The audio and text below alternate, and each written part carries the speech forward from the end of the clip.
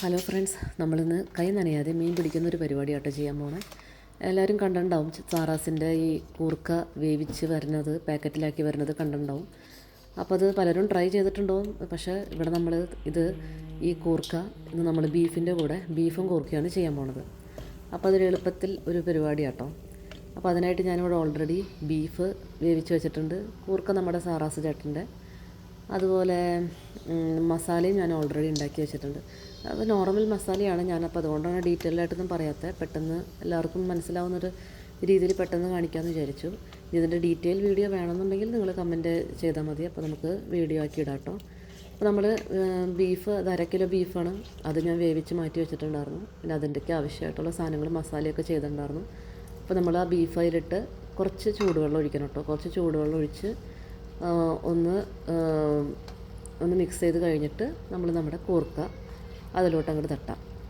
പിന്നെ കൂർക്കയുടെ പീസിലോട്ട് ബീഫിൻ്റെ നെയ്യും ആ ഒരു ടേസ്റ്റും മസാലയൊക്കെ പിടിക്കണം എന്നുണ്ടെങ്കിൽ തീ വളരെ സിമ്മാക്കി വെച്ചിട്ട്, വളരെ ലോ ആക്കി വെച്ചിട്ട്, നമുക്കിപ്പോൾ ഇത്രയും ഗ്രേവി മതി എന്നുണ്ടെങ്കിൽ വെള്ളം നമുക്ക് ആവശ്യത്തിനനുസരിച്ച് കുറച്ചും കൂടി ഒഴിക്കാം. കുറേ വെള്ളം ഒഴിക്കരുത്. അപ്പോൾ നമുക്ക് ആ മസാലയുടെ ടേസ്റ്റ് കംപ്ലീറ്റ് നഷ്ടപ്പെടും.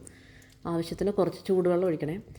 ഒഴിച്ച് നല്ലോണം ലോ ഫ്ലെയിമിലാക്കിയിട്ടിട്ട് മൂടി വയ്ക്കാം. ഒരു 10 to 15 മിനിറ്റ്സ് കഴിഞ്ഞിട്ട് നമ്മളത് ഇടയ്ക്കൊന്ന് ഇളക്കിയിട്ട് കൊടുക്കണം. അത് കഴിഞ്ഞിട്ട് നോക്കുമ്പോൾ നമ്മുടെ കൂർക്കയൊക്കെ നല്ല അടിപൊളിയായിട്ട് ബീഫ് മസാലയൊക്കെ പിടിച്ച് നല്ല അടിപൊളി ടേസ്റ്റായിട്ട് വന്നിട്ടുണ്ട്. അപ്പോൾ ഇതാണ് നമ്മുടെ ഒരു കൈ നനയാതെ മീൻ പിടിക്കുന്ന സിമ്പിൾ പരിപാടി. കൂർക്ക നന്നാക്കുമ്പോൾ ഉണ്ടാകുന്ന ബുദ്ധിമുട്ടും നമ്മുടെ കൈ നാശമാകുന്നതും ഇടയ്ക്ക് ഇങ്ങനെയൊക്കെ ഒരു എളുപ്പപ്പണി വേണ്ടേ. അപ്പോൾ ഇങ്ങനെ ആരെങ്കിലും ചെയ്തിട്ട് നോക്കിയിട്ടുണ്ടെന്നുണ്ടെങ്കിൽ ഒന്ന് കമൻറ്റ് ചെയ്യണേ. അപ്പോൾ ലാസ്റ്റ് നമ്മൾ കുറച്ച് ഗാർണിഷ് ചെയ്യാനായിട്ട് കുറച്ച് കറിവേപ്പിലയും കുറച്ച് പച്ച വെളിച്ചെണ്ണ ഒഴിച്ച് ഇളക്കി മൂടി വയ്ക്കണം. ഇപ്പോൾ ഈ ഒരു തിക്നെസ് ആയിരിക്കില്ല, തണുത്ത് കഴിയുമ്പോൾ കുറച്ചും കൂടി ഒന്ന് ഡ്രൈ ആവും കേട്ടോ.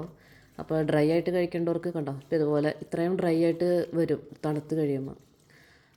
അപ്പോൾ എങ്ങനെയുണ്ട്, അടിപൊളിയല്ലേ? അപ്പോൾ ബീഫും കുറുക്കും പെട്ടെന്ന് കഴിക്കാൻ തോന്നുന്ന ആൾക്കാർക്ക്, കുറുക്ക നന്നാക്കാൻ മടിയുള്ള ആൾക്കാർക്ക് ഇവിടുത്തെ സാറാസിൻ്റെ ഐറ്റംസ് നമ്മുടെ ലുലുന്നൊക്കെ കിട്ടും. അപ്പോൾ വാങ്ങിച്ച് കൊതി വരുമ്പോൾ ഇതുപോലെ ഒന്ന് ഉണ്ടാക്കി നോക്കാം. അപ്പോൾ ഇതിൻ്റെ ഡീറ്റെയിൽ വീഡിയോ വേണമെങ്കിൽ പറഞ്ഞാൽ മതി. അപ്പോൾ ഓക്കെ, അടുത്ത വീഡിയോ ആയിട്ട് കാണാം നമുക്ക്. ബൈ.